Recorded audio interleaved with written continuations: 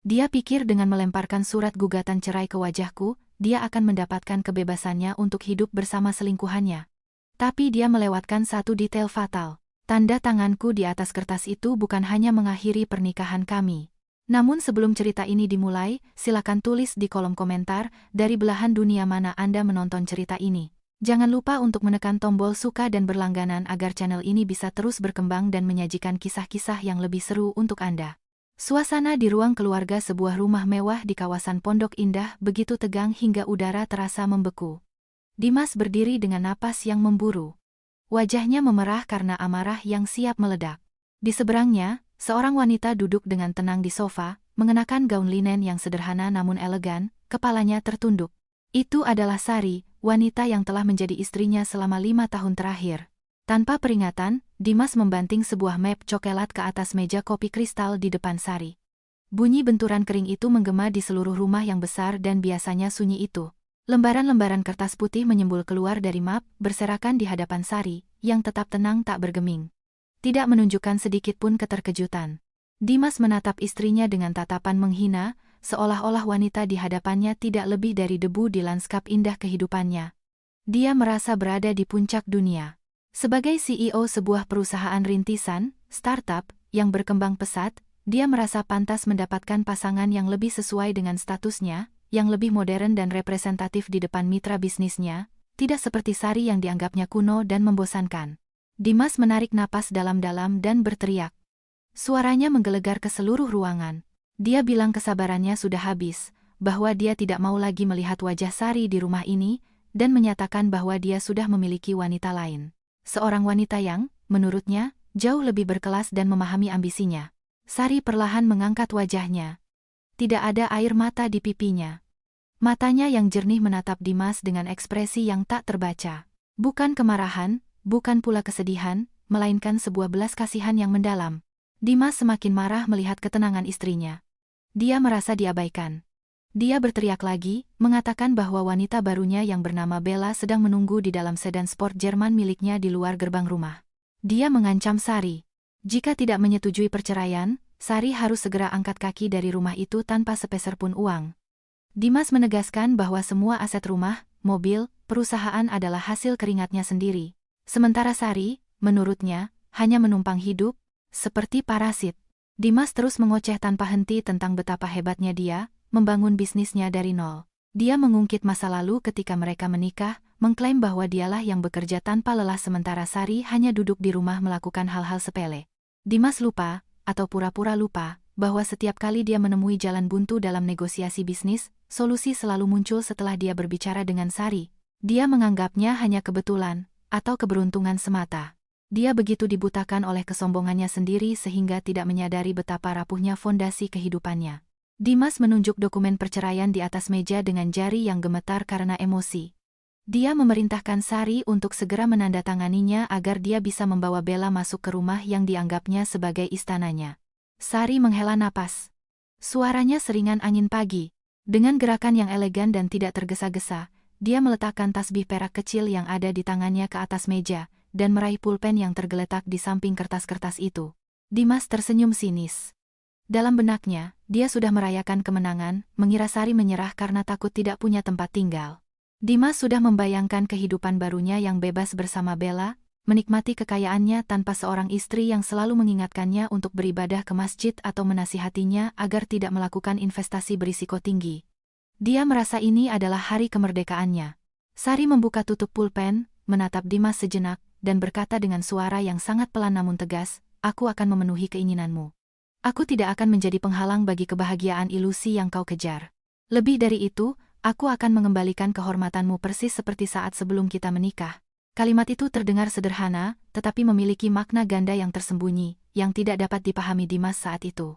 Tanpa ragu sedikit pun, Sari membubuhkan tanda tangannya di atas dokumen hukum itu, goresan tintanya tegas, pertanda tidak ada keraguan di hatinya saat melepaskan pria yang tidak lagi menghargainya.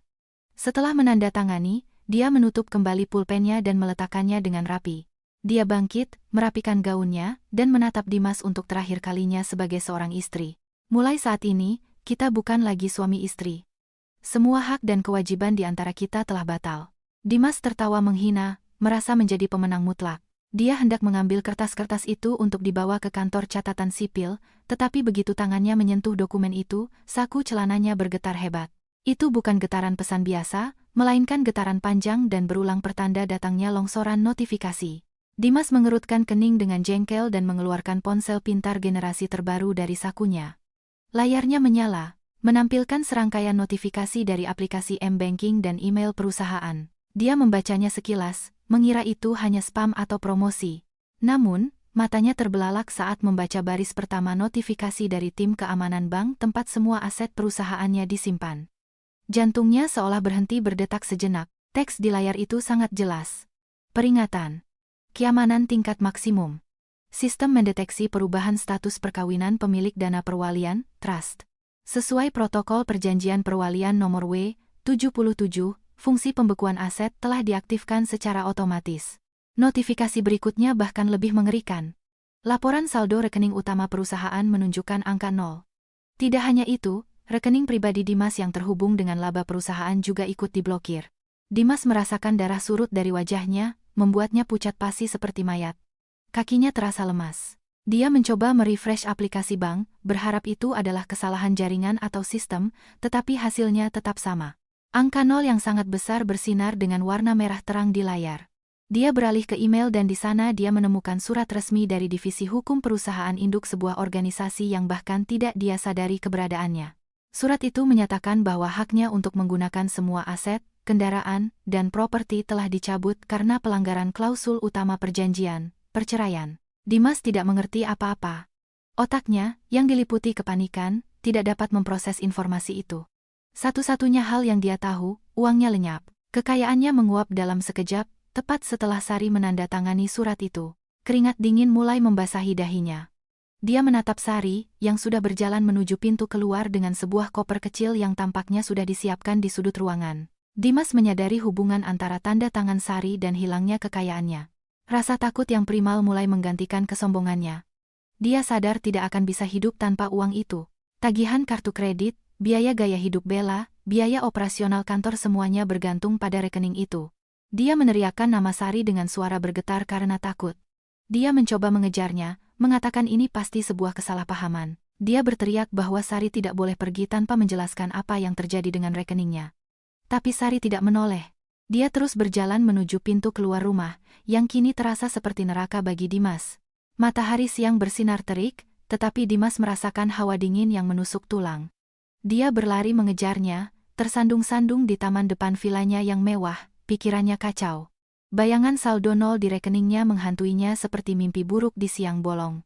Dia harus menghentikan Sari. Dia harus menuntut penjelasan mengapa sistem perbankan bisa gagal tepat pada saat Sari menandatangani surat-surat itu. Dalam benaknya yang masih menyangkal kenyataan, dia berpikir Sari pasti menggunakan semacam sihir atau trik komputer, atau mungkin telah mencuri kata sandinya. Tidak pernah terlintas dalam benaknya bahwa dialah yang bodoh. Ketika Dimas berlari sampai ke teras, dia berhenti mendadak. Dia membeku dengan mulut ternganga melihat pemandangan di depan gerbang. Biasanya, Sari bepergian dengan Gojek atau mobil operasional perusahaan yang paling murah, jika Dimas sedang berbaik hati meminjamkannya. Tapi kali ini, sebuah sedan hitam panjang yang berkilauan dari kelas eksekutif menunggunya di gerbang. Itu bukan mobil biasa. Dimas, seorang penggemar otomotif, tahu betul bahwa itu adalah sedan Mercedes Maybach, yang harganya bisa membeli 10 mobil miliknya. Cat hitamnya yang sempurna memantulkan cahaya matahari, dan plat nomornya adalah plat khusus, menandakan pemiliknya adalah seseorang yang sangat berpengaruh.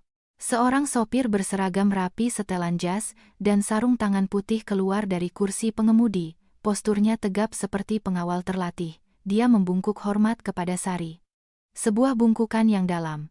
Dimas mendengar dengan jelas sopir itu memanggil Sari, Nyonya Ketua Dewan, dan bertanya apakah ada perintah lain sebelum mereka berangkat. Pemandangan itu menghancurkan logika Dimas.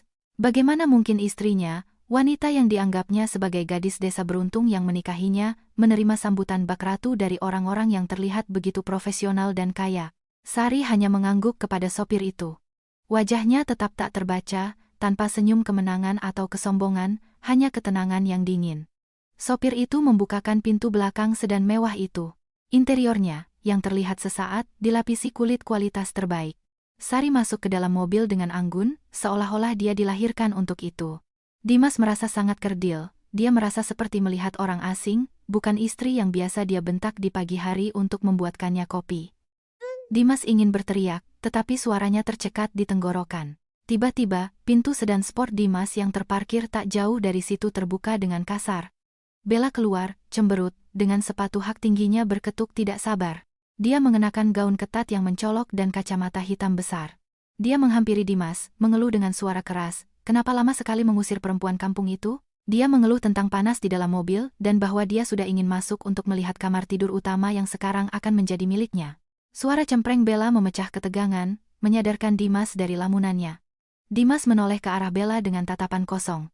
Untuk pertama kalinya, kecantikan Bella tampak memudar di matanya, dikalahkan oleh kepanikan yang luar biasa. Bella, tidak menyadari situasinya, menunjuk ke mobil mewah yang membawa Sari pergi. Dengan nada iri dia bertanya, "Itu mobil siapa? Kenapa jemputan Sari lebih bagus dari mobilmu?" Pertanyaan itu seperti garam di atas luka bagi Dimas. Dia tidak menjawab. Dia berbalik dan berlari kembali ke dalam rumah, mengabaikan teriakan Bella yang marah memanggilnya. Sesampainya di ruang kerjanya, dia meraih telepon rumah dengan tangan gemetar. Dia mencoba menelepon kantornya, tetapi tidak ada yang menjawab. Kemudian dia menekan nomor Pak Gunawan, kepala divisi hukum perusahaannya, orang yang selalu dia percayai untuk menangani urusannya. Setelah beberapa dering yang terasa seperti selamanya, seseorang mengangkat telepon. Suara Pak Gunawan terdengar tenang, formal, dan dingin sama sekali berbeda dari nada ramah yang biasa dia tunjukkan saat Dimas mengajaknya makan siang. Dimas memberondongnya dengan pertanyaan. Dia berteriak, menanyakan mengapa rekening perusahaan kosong, dan mengapa dia menerima pemberitahuan pembekuan aset. Dia memerintahkan Pak Gunawan untuk segera memperbaiki semuanya, atau dia akan memecat seluruh tim IT. Di seberang sana, hening sejenak sebelum Pak Gunawan menjawab. Jawabannya membuat lutut Dimas lemas dan dia jatuh tersungkur ke lantai. Pak Gunawan, dengan nada monoton seolah membaca teks hukum, menjelaskan bahwa tidak ada yang perlu diperbaiki karena sistem bekerja dengan sempurna sesuai dengan perjanjian. Dia mengingatkan Dimas tentang dokumen tebal yang dia tanda tangani 5 tahun lalu, tepat seminggu sebelum pernikahannya dengan Sari. Saat itu, Dimas malas membaca ratusan halaman jargon hukum dan menandatanganinya begitu saja, karena ingin segera mendapatkan modal untuk bisnisnya. Pak Gunawan menjelaskan bahwa dalam dokumen itu, syarat dan ketentuan hak guna dan pengelolaan aset perwalian, trust, tertulis dengan sangat jelas. Singkatnya, perusahaan Wijojo Holding Villa mewah ini, dan semua fasilitas yang dinikmati Dimas, sebenarnya bukan miliknya. Dimas hanyalah seorang pengelola aset, seorang manajer yang dipercayakan aset-aset tersebut selama, dan hanya selama, dia terikat dalam pernikahan yang sah dengan Nyonya Sari Wijojo. Modal awal perusahaan berasal dari dana pribadi Nyonya Sari. Oleh karena itu, kepemilikan 100% saham ada di tangannya. Dimas membeku, mulutnya menganga dengan rasa pahit. Dia mencoba membantah, mengatakan bahwa dialah yang bekerja keras untuk mengembangkan perusahaan. Pak Gunawan memotong Dimas dengan tajam. Dia mengatakan bahwa Dimas memang bekerja, tetapi sebagai karyawan yang digaji dengan jabatan direktur, bukan sebagai pemilik. Dan sebagai karyawan yang telah melanggar kontrak moral dengan menceraikan pemilik perusahaan, hak-hak istimewanya dicabut secara otomatis. Pak Gunawan menambahkan informasi yang lebih mematikan. Dia berkata bahwa karena Dimas sudah menandatangani surat cerai, statusnya saat ini adalah orang luar yang menempati properti perusahaan secara ilegal. Pak Gunawan mengakhiri panggilannya dengan sebuah peringatan. Dia menyarankan Dimas untuk segera mengemasi barang-barang pribadinya, karena tim auditor akan tiba besok pagi untuk menginventarisasi rumah dan mengambil alih aset di kantor. Panggilan itu diputus secara sepihak. Dimas memegang gagang telepon yang sunyi dengan tangan yang sedingin es. Dia melihat sekeliling ruang kerjanya yang mewah lukisan mahal di dinding, meja mahoni, kursi kulit, tiba-tiba semuanya terasa asing. Bella masuk ke ruang kerja dengan wajah kesal. Dia duduk di kursi Dimas dan mulai berputar-putar. Dia bertanya kapan mereka bisa pergi membeli perabotan baru karena dia tidak suka selera kampungan mantan istri Dimas. Dimas menatap Bella, wanita yang rela dia ceraikan demi Sari. Sekarang dia sadar, dia baru saja menukar berlian dengan batu kerikil. Dan batu kerikil ini sekarang menuntut perabotan mahal darinya, sementara dia bahkan tidak yakin bisa membeli makan malam ini. Kebodohan Dimas terasa seperti tamparan di wajah. Namun, egonya menolak untuk mengakui kekalahan di depan Bella. Dia harus menyembunyikan kebenaran, setidaknya untuk sementara, setidaknya sampai dia menemukan cara licik lain untuk membalikkan keadaan. Meskipun, jauh di lubuk hatinya, dia tahu riwayatnya sudah tamat. Dimas terus duduk lumpuh di kursi kantornya yang mewah, menatap kosong pada lukisan abstrak yang harganya selangit. Pintu yang dibanting Bella saat keluar menyadarkannya dari lamunan, tetapi tubuhnya terasa terlalu berat untuk bergerak. Bella masuk lagi ke ruangan, mengerutkan kening, bibirnya cemberut karena sangat tidak puas. Dia mulai mondar-mandir di ruangan itu, menyentuh barang-barang dengan ujung jarinya seolah sedang memeriksa barang di pasar loak. Dia mengeluhkan warna gorden yang dianggapnya terlalu suram dan kuno. Dia menyatakan dengan lantang bahwa dia ingin mengubah seluruh dekorasi rumah menjadi lebih modern dan glamor, sesuai dengan seleranya yang berkelas. Dia bahkan menyebutkan beberapa merek furnitur impor Italia yang harganya akan membuat siapapun menelan ludah. Dimas mendengarkan dalam diam. Telinganya berdengung. Di kepalanya, kata-kata Pak Gunawan terus berulang seperti kaset rusak. Aset dibekukan. Rekening nol. Rumah disita. Kata-kata itu menari-nari di benaknya, mengejek kebodohannya. Bella tidak mendapat tanggapan, kehilangan kesabaran. Dia mendekati Dimas dan mengguncang bahunya dengan kasar. Dia bertanya apakah Dimas mendengarkannya.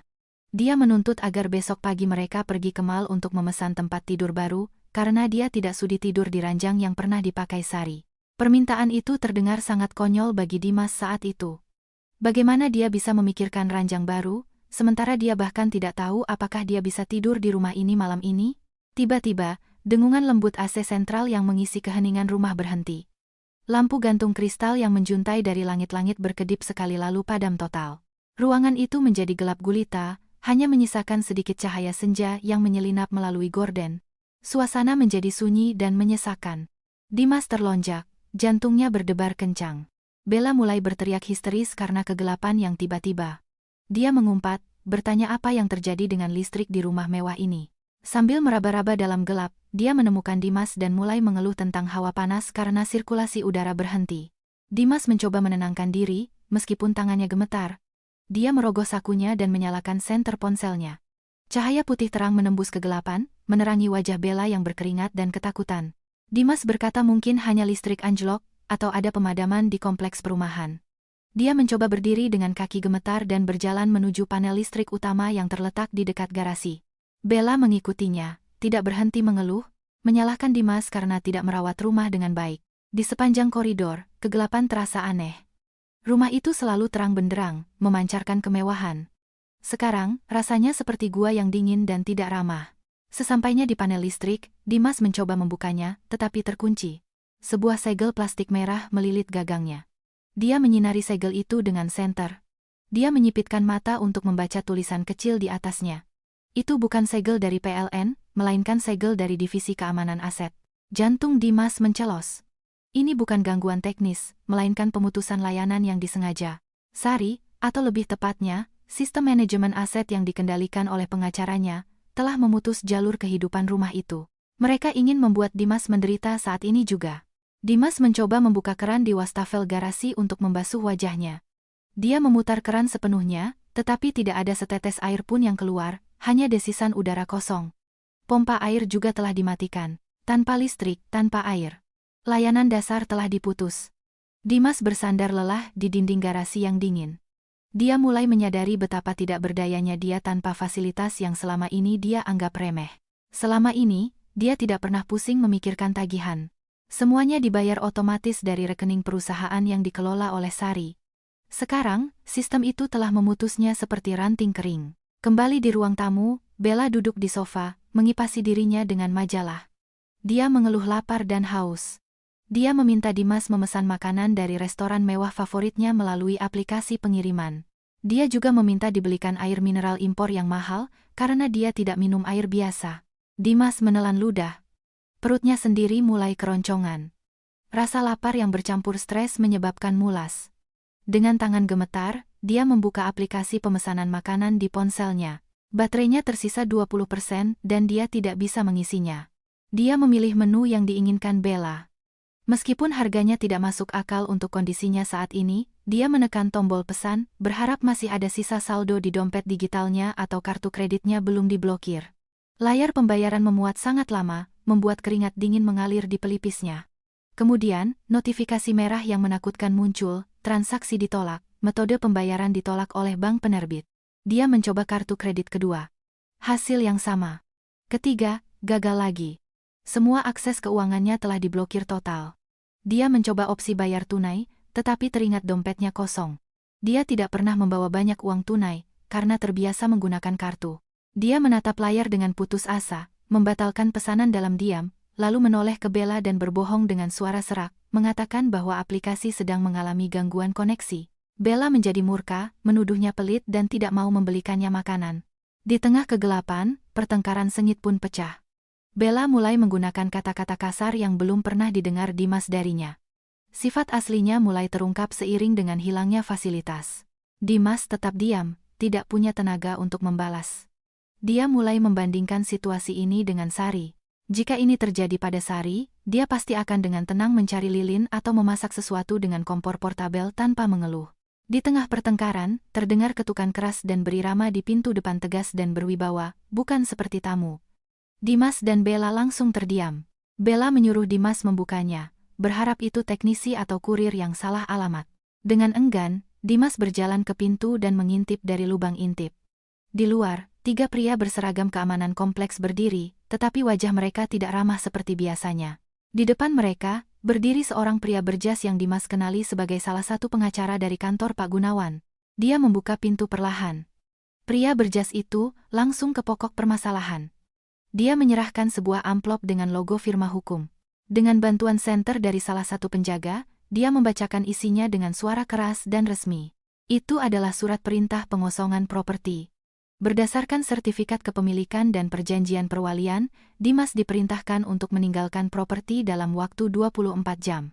Jika menolak, tim keamanan berhak mengusirnya secara paksa, dan barang-barang pribadinya akan disita sebagai jaminan atas penggunaan aset secara ilegal. Dimas menerima surat itu dengan tangan gemetar, kertas itu terasa seberat timah. Kepala keamanan, yang biasanya menyapanya dengan hormat, kini menatapnya dengan dingin.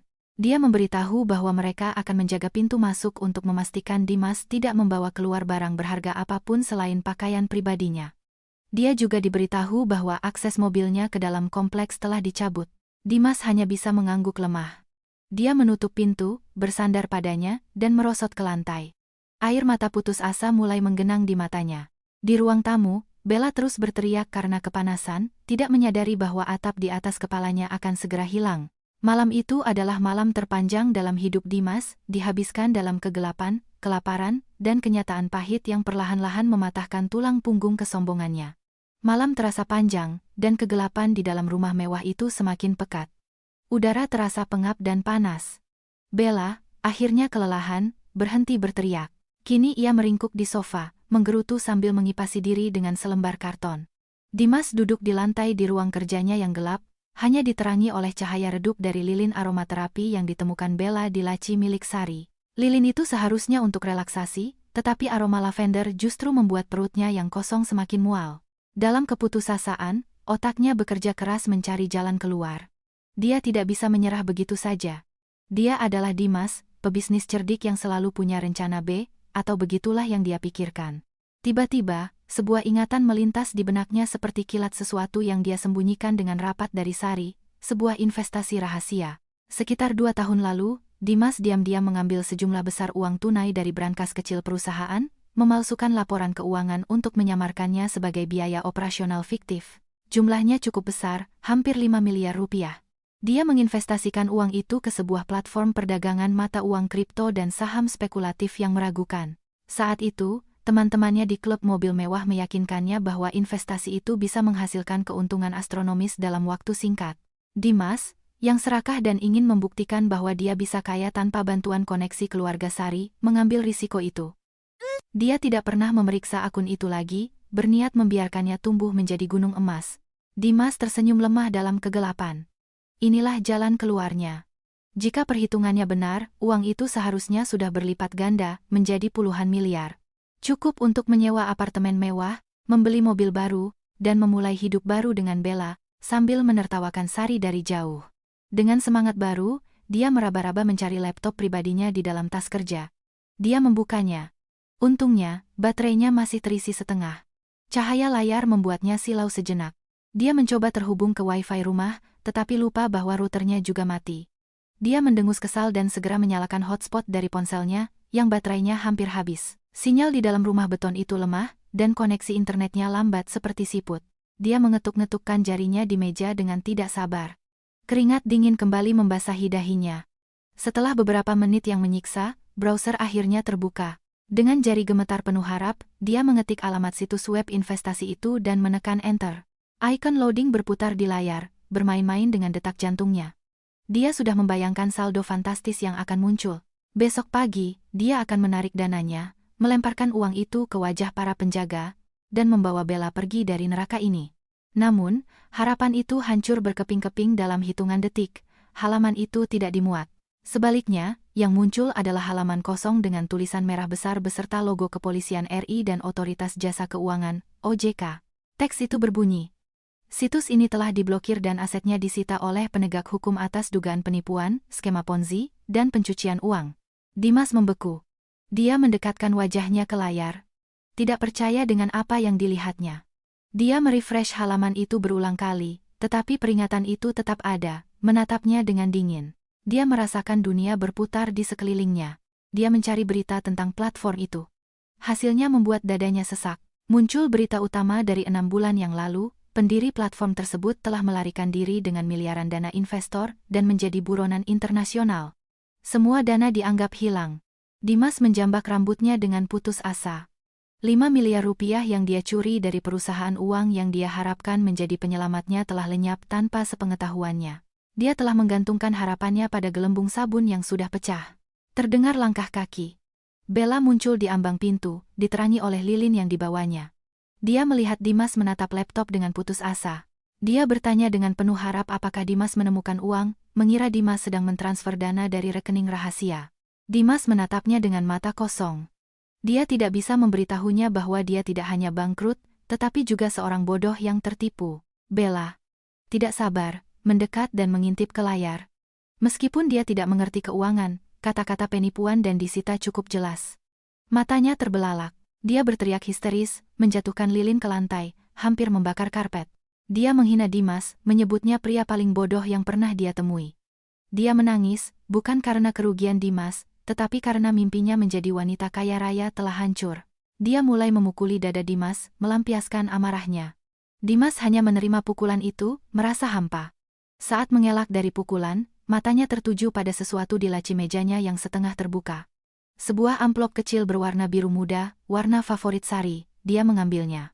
Di atasnya tertulis, untuk suamiku, Dimas. Dengan tangan gemetar, dia membukanya. Di dalamnya ada secarik catatan tulisan tangan Sari dan sebuah kliping koran lama tentang bahaya investasi ilegal. Dia membaca surat itu di bawah cahaya layar laptop. Surat itu bertanggal 2 tahun yang lalu. Sari menulis bahwa dia tahu Dimas telah mengambil uang dari perusahaan. Dia tahu Dimas menginvestasikannya di situs itu. Dia menulis bahwa dia mencoba memperingatkannya secara halus saat makan malam, tetapi Dimas membentaknya, mengatakan Sari tidak mengerti apa-apa tentang bisnis modern. Dia menulis bahwa dia tidak melaporkan pencurian itu ke Dewan Direksi untuk melindungi reputasi Dimas sebagai suaminya. Dia bahkan menutupi kekurangan itu dengan tabungan pribadinya agar neraca perusahaan cocok dan Dimas tidak mendapat masalah hukum saat audit tahunan. Di akhir surat itu, Sari menulis kalimat yang menusuk jantungnya. Aku menutupi kesalahanmu bukan karena aku bodoh, tetapi karena aku berharap suatu hari kau akan sadar dan berhenti mencari jalan pintas. Sayangnya, kau lebih mempercayai keserakahanmu daripada ketulusan istrimu sendiri. Air mata Dimas akhirnya tumpah. Dia menangis terseduh-seduh, bukan karena uang yang hilang, tetapi karena rasa malu yang luar biasa. Sari tahu segalanya. Dia tahu Dimas adalah seorang pencuri. Dia tahu Dimas adalah orang bodoh, tetapi dia tetap melindunginya secara diam-diam. Dan balasan yang dia berikan adalah pengkhianatan dan penghinaan. Bella, melihat Dimas menangis, merebut surat itu dari tangannya.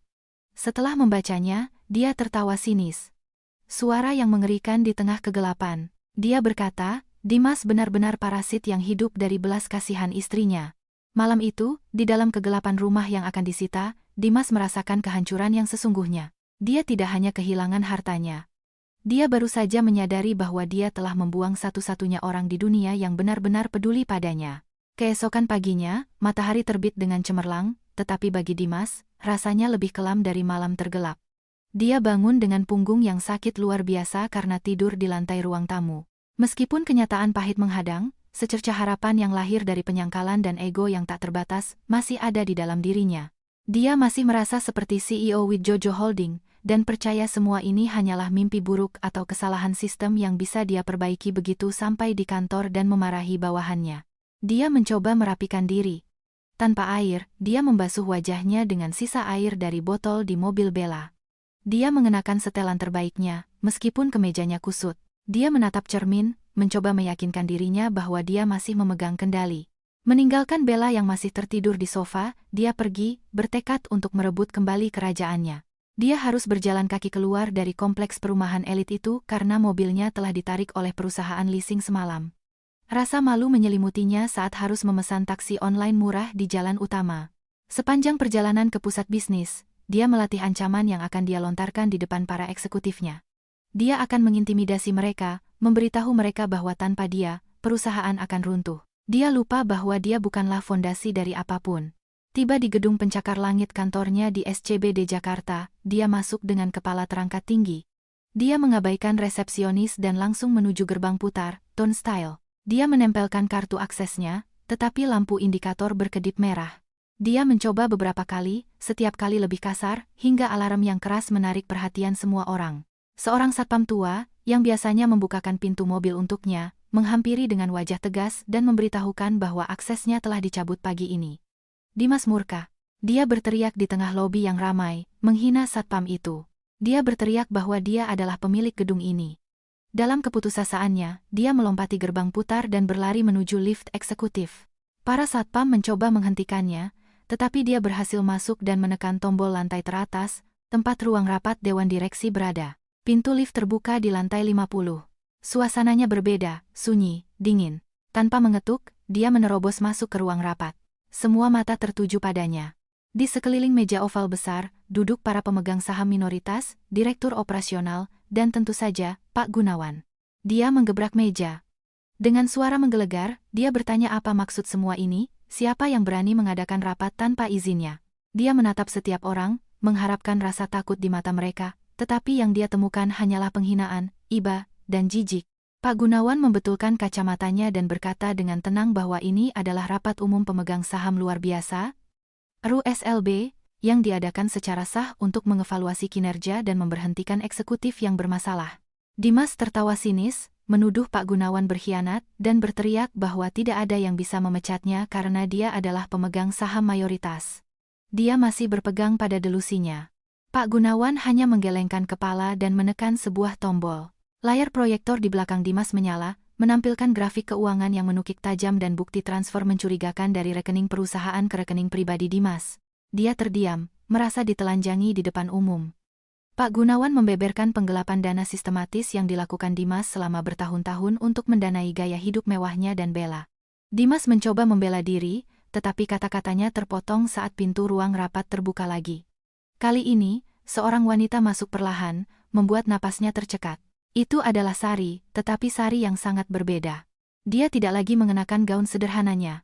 Dia mengenakan setelan celana, power suit, yang elegan dan berwibawa, dipadukan dengan syal sutra. Dia memancarkan aura seorang pemimpin. Dia berjalan dengan langkah mantap, kepala terangkat tinggi. Semua orang di ruangan itu, kecuali Dimas, berdiri dan membungkuk hormat. Dimas membeku di tempatnya. Sari berjalan melewatinya tanpa melirik, seolah-olah dia tidak ada, dan menuju kursi utama di ujung meja kursi ketua Dewan Direksi, yang selalu kosong. Dia duduk dengan anggun dan menatap semua orang, akhirnya menghentikan pandangannya pada Dimas. Dengan suara lembut namun berwibawa, dia memperkenalkan diri secara resmi, saya Sari Widjojo, pemegang saham mayoritas tunggal grup perusahaan ini dan pemilik sah dari semua aset yang dikelola. Dia menjelaskan bahwa dia memilih untuk menjadi investor pasif, mempercayakan manajemen kepada suaminya. Tetapi karena kepercayaan itu telah dikhianati dan ikatan pernikahan yang menopangnya telah putus, mulai hari ini, dia mengambil alih kendali penuh. Dimas merasakan lututnya lemas. Istrinya, wanita yang dianggapnya sebagai ibu rumah tangga biasa, adalah bos tertingginya. Kebenaran menghantamnya sekeras truk, dia menyadari bahwa dia selama ini hanyalah boneka di panggung besar milik Sari. Sari mengambil palu kecil dari meja dan menatap lurus ke matanya. Agenda hari ini adalah pemecatan dengan tidak hormat Tuan Dimas dari jabatan CEO, serta pengajuan gugatan hukum untuk pengembalian semua dana yang digelapkan. Ada yang keberatan? Keheningan itu mutlak. Dia mengetukkan palu 3 kali. Suara itu menjadi vonis mati bagi karier dan kehidupan Dimas. "Satpam, tolong antar tuan ini keluar dari gedung," perintahnya.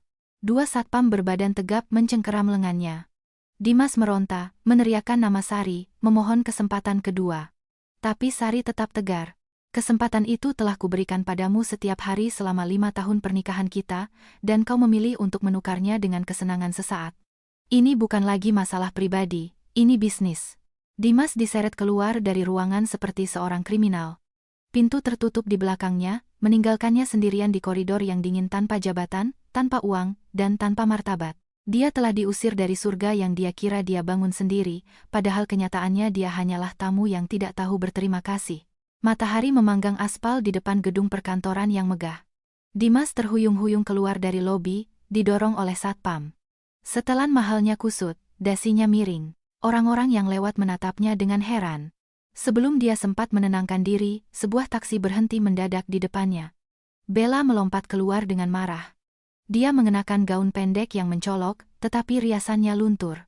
Tanpa sepatah kata, dia menyerang Dimas, memukul-mukulnya dengan tas tangannya. Dia berteriak histeris di pinggir jalan, menuntut penjelasan mengapa kartu kreditnya ditolak.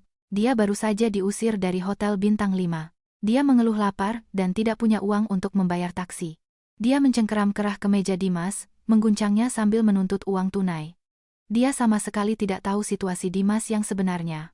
Baginya, Dimas hanyalah ATM yang rusak. Dimas mendorongnya dengan kasar. Kesabarannya sudah habis. Dia balas berteriak, mengatakan bahwa dia telah dipecat, bahwa dia tidak punya apa-apa lagi. Rekeningnya nol, asetnya disita. Dia menyalahkan semuanya pada Bella, mengatakan jika dia tidak bertemu dengannya, dia masih akan bahagia menikah dengan jabatannya. Itu adalah pengakuan penyesalan yang terlambat dan pengecut.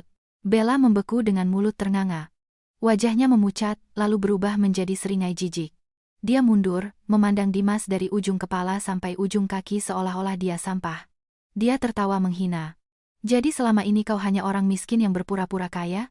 Dia bilang telah membuang-buang waktu dengan pria tak berguna. Dia meludah ke tanah di dekat sepatu Dimas dan berbalik untuk pergi, siap mencari korban berikutnya. Tetapi langkahnya terhenti saat melihat Sari keluar dari lobi, didampingi oleh Pak Gunawan dan 2 orang polisi. Sari menuruni tangga dengan tenang. Keanggunannya sangat kontras dengan penampilan Bella yang berantakan dan norak. Bella, melihatnya, mencoba memasang tampang sombong dan berteriak pada Sari, "Meskipun Dimas bangkrut, dia memilihku karena aku lebih cantik." Sari berhenti di depannya dengan senyum tipis. Dia berkata dengan tenang bahwa dia tidak peduli siapa yang dipilih Dimas, karena Dimas tidak lagi berharga baginya. Tapi dia di sini bukan untuk urusan hati, melainkan urusan hukum. Dia memberi isyarat kepada Pak Gunawan. Pengacara itu maju dan menyerahkan map tebal kepada salah satu polisi. Bella bertanya apa maksud semua ini. Sari, dengan suara lantang agar semua orang bisa mendengar, menjelaskan bahwa hasil audit menemukan adanya transfer miliaran rupiah dari rekening perusahaan ke rekening pribadi Bella. Uang yang digunakan untuk membelikannya apartemen, mobil, dan perhiasan. Uang hasil penggelapan dana oleh Dimas. Dan karena Bella menerima dan menikmati uang itu, sadar bahwa itu bukan miliknya, secara hukum dia dianggap sebagai kaki tangan dalam kejahatan pencucian uang. Wajah Bella menjadi seputih kertas. Dia mencoba menyangkal, berteriak bahwa dia tidak tahu apa-apa, bahwa itu semua adalah hadiah dari pacarnya. Dia menunjuk Dimas, menyalahkan segalanya padanya. Dua sejoli itu mulai saling serang, membuka aib mereka di depan umum. Polisi mengabaikan drama itu.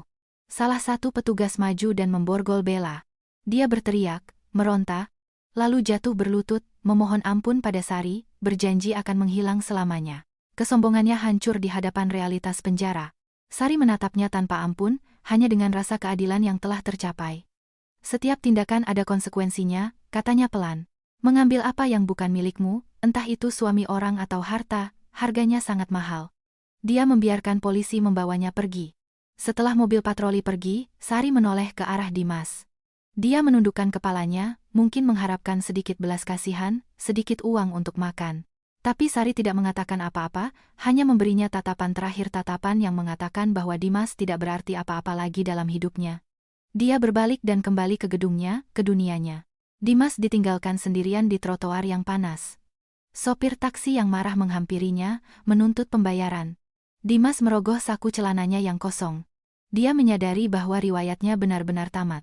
Dia jatuh berlutut di trotoar, menutupi wajahnya dengan tangan, dan menangis terseduh-seduh, meratapi kebodohannya yang menukar berlian dengan sampah. Karma telah menemuinya, dan rasanya lebih pahit dari empedu. Matahari terbenam, mewarnai langit kota yang berpolusi dengan warna oranye. Dimas berdiri di trotoar, terengah-engah dengan memar di pipi kirinya. Beberapa jam yang lalu, dia hampir dihajar massa karena tidak bisa membayar sopir taksi. Dia harus menyerahkan satu-satunya barang berharga yang tersisa padanya, jam tangan Swiss yang diberikan Sari 2 tahun lalu. Sesuatu yang dulu dia anggap remeh, kini menyelamatkan nyawanya. Dia berjalan tanpa tujuan, perutnya kosong, mencoba menyembunyikan wajahnya. Satu-satunya harapan yang tersisa adalah rumah ibunya di kampung, sekitar 5 jam perjalanan dari kota. Dia berencana untuk kembali, menjualnya, dan memulai dari awal, atau setidaknya melarikan diri. Dengan sisa uang koin yang dia temukan di sakunya, dia naik bus kota ke terminal. Aroma keringat, asap, dan debu di terminal yang kumuh membuatnya mual. Dia membeli tiket termurah untuk bus tua yang reyot. Perjalanan itu seperti neraka. Terjepit di antara karung kentang dan peti ayam, dia tidak bisa tidur. Dia hanya berfantasi tentang uang yang akan dia dapatkan dari penjualan rumah dan pembalasan dendamnya. Kesombongan tetap menjadi satu-satunya tempat berlindungnya. 5 jam kemudian, dia turun di sebuah persimpangan di desanya. Hari sudah malam. Dia berjalan menyusuri jalan setapak tanah yang kini telah diaspal dan diterangi oleh lampu tenaga surya. Desa itu telah berubah, yang berarti harga tanah akan lebih mahal. Senyum licik muncul di bibirnya yang pecah-pecah. Saat mendekati rumah masa kecilnya, dia membeku. Rumah kayu reyot dalam ingatannya telah lenyap. Sebagai gantinya, berdiri sebuah bangunan kokoh yang terawat baik, dicat putih. Di terasnya, puluhan anak kecil dengan pakaian bersih sedang membaca puisi dengan suara keras. Dia membuka gerbang dengan kasar, membuat anak-anak itu terdiam. Seorang pria paruh baya, sang pengelola, menghampirinya. Dimas, dengan kesombongan khasnya, membentaknya, "Siapa kalian berani menempati rumahku?" Dia berteriak bahwa dia adalah anak pemilik rumah dan datang untuk mengambil apa yang menjadi haknya. Pengelola itu tetap tenang. Dia berkata bahwa mereka memang menunggunya, meskipun tidak dalam kondisi menyedihkan seperti ini. Dia membawa Dimas ke sebuah kantor kecil dan dari brankas, dia mengeluarkan sebuah map hijau. Dimas membukanya. Itu adalah salinan sertifikat kepemilikan, tetapi nama yang tertera di sana bukan nama ibunya, atau namanya. Pemiliknya adalah Yayasan Cahaya Isabella diambil dari nama ibunya dan pendirinya adalah Sari Widojo. Pengelola itu mengingatkan Dimas tentang apa yang terjadi 5 tahun lalu, tak lama setelah ibunya meninggal. Dimas, yang terlilit utang judi, diam-diam kembali ke desa, mencuri sertifikat asli, dan menggadaikannya kepada rentenir kejam. Dia tidak pernah membayar cicilan, dan rumah itu diambang penyitaan. Dimas memucat, dia ingat itu. Dia pikir masalah itu telah selesai dengan sendirinya. Pengelola itu melanjutkan, tepat ketika preman rentenir itu akan mengusir penghuni, Nyonya Sari muncul. Tanpa sepengetahuan Dimas, Sari menggunakan tabungan pribadinya untuk melunasi seluruh utang beserta bunganya yang mencekik. Tetapi, karena tahu Dimas akan mencoba menjual rumah itu lagi, Sari mengubah properti itu menjadi sebuah yayasan amal, sebuah panti asuhan untuk anak-anak terlantar, dan untuk mengenang ibu mertuanya. Dimas merosot di kursi. Wanita yang dia hina telah menyelamatkan satu-satunya warisan ibunya, membersihkan sampah yang dia tinggalkan. Pengelola itu memberitahunya bahwa baik secara hukum maupun moral, dia tidak memiliki hak apapun atas tempat ini. Harapan terakhirnya untuk mendapatkan uang telah sirna, dia benar-benar seorang gelandangan. Pengelola itu memintanya pergi, tetapi sebelumnya, dia menyerahkan sebuah kantong plastik. Di dalamnya ada 2 roti lapis dan sebotol air. "Ini sumbangan dari yayasan untuk musafir yang kelaparan," katanya. "Makanlah dan renungkan dosa-dosamu." Dimas menerima kantong itu dengan tangan gemetar. Harga dirinya hancur lebur. Dia diusir dari rumah ibunya sendiri dan diberi makan seperti pengemis. Dia berjalan keluar pagar saat anak-anak melanjutkan kegiatan mereka. Dia duduk di bangku gelap di pinggir desa. Dia melahap roti lapis itu dengan rakus, sementara air mata penyesalan bercampur dengan makanannya. Di bawah cahaya bulan, dia menyadari bahwa dia telah menghina satu-satunya wanita yang menghormati ibunya lebih dari dirinya sendiri. Seminggu telah berlalu. Dimas kembali ke kota metropolitan yang kejam, bukan sebagai raja bisnis, tetapi sebagai salah satu dari ribuan tunawisma tak kasat mata. Penampilannya menyedihkan. Kaos robek, celana bolong, janggut tidak terurus, dan kurus kering. Dia tidur di mana saja, di bawah jembatan atau di emperan toko, makan dari sisa-sisa restoran dan mengemis. Dalam keputusasaannya, dia teringat teman-teman lamanya, geng di klub mobil mewah yang selalu dia traktir. Mungkin salah satu dari mereka akan meminjamkannya uang. Dia pergi ke area klub malam dan melihat Ruslan, mantan penjilat yang selalu memujinya. Dimas mendekat dan memanggilnya. Ruslan awalnya menatap gelandangan itu dengan jijik, tetapi kemudian mengenalinya. Dia tertawa terbahak-bahak. Dimas menelan harga dirinya dan memohon bantuan. Pekerjaan apapun agar bisa makan. Ruslan berhenti tertawa dan menatapnya dengan licik. Dia bilang punya pekerjaan untuknya mudah dan bayarannya besar. Mengantarkan sebuah paket tanpa bertanya. Dia akan memberinya 300 juta rupiah tunai. Mata Dimas berbinar. Itu adalah harta karun. Dia setuju tanpa berpikir, terlalu lapar untuk berhati-hati. Ruslan membawanya ke sebuah gang. Dia memberikan sebuah kotak kecil yang tersegel, dan uang muka 10 juta rupiah. Dia memberikan alamat sebuah gudang terbengkalai di pinggir kota. Dengan uang itu, Dimas membeli 2 porsi nasi padang sebelum berangkat. Di dalam angkot yang menuju pinggiran kota, dia memeluk paket itu, memimpikan uang. Dia tidak peduli apa isinya. Tiba di area gudang yang gelap dan sepi, dia merasa cemas. Dia menunggu di depan gudang nomor 13. Tiba-tiba, sebuah van hitam berhenti mendadak di depannya. 3 pria bertopeng melompat keluar. Dimas mencoba lari, tetapi tersandung dan jatuh. Dia dilumpuhkan. Salah satu dari mereka mengambil paket itu. Dimas berteriak bahwa dia hanya seorang kurir. Pria yang menahannya, dengan suara yang familiar, menyuruhnya diam. Dia membuka topengnya. Itu adalah Hendra, mantan sopir dan asistennya. Pria yang dianggap Dimas sebagai pesuruh biasa, kini menatapnya dengan tatapan seorang petugas keamanan profesional. Hendra menyeretnya ke dalam van dan membuka paket itu. Isinya bukan perangkat elektronik, melainkan bungkusan bubuk putih dan ratusan pil narkoba. Dimas memucat. Dia baru saja menjadi kurir narkoba yang bisa membuatnya dipenjara seumur hidup. Ruslan telah menjebaknya. Dia gemetar, memohon agar Hendra melepaskannya. Hendra menatapnya dengan dingin. Dia berkata bahwa Dimas beruntung. Jika polisi atau geng saingan yang menangkapnya, dia pasti sudah mati. Dia menjelaskan bahwa Nyonya Sari masih memantau pergerakannya dari jauh. Tim keamanannya mengetahui bahwa sebuah sindikat menggunakan tunawisma sebagai kurir dan Dimas akan masuk perangkap. Dimas menangis lega, mengira Sari masih mencintainya. Dia bertanya apakah bisa bertemu dengannya. Hendra menggeleng.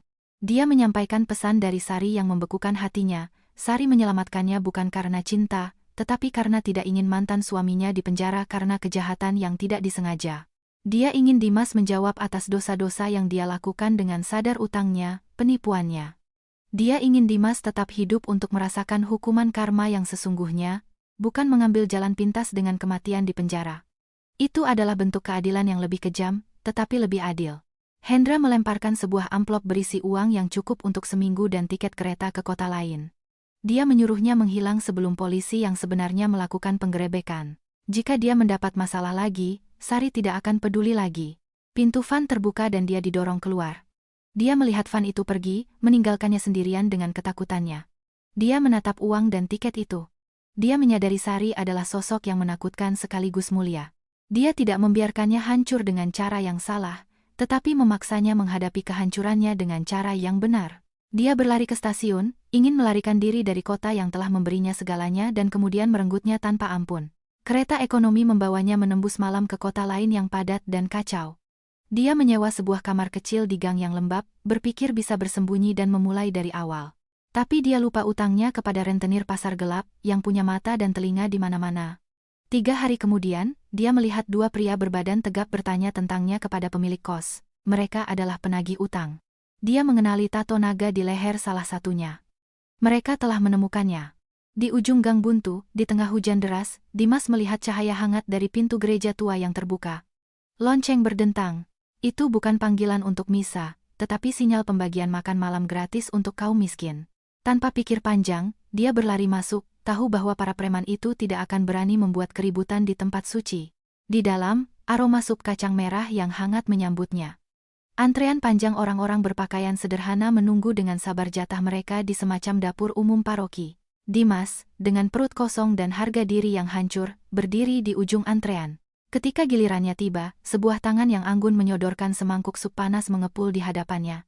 Dia mendongak untuk berterima kasih, dan dunianya membeku. Itu adalah Sari.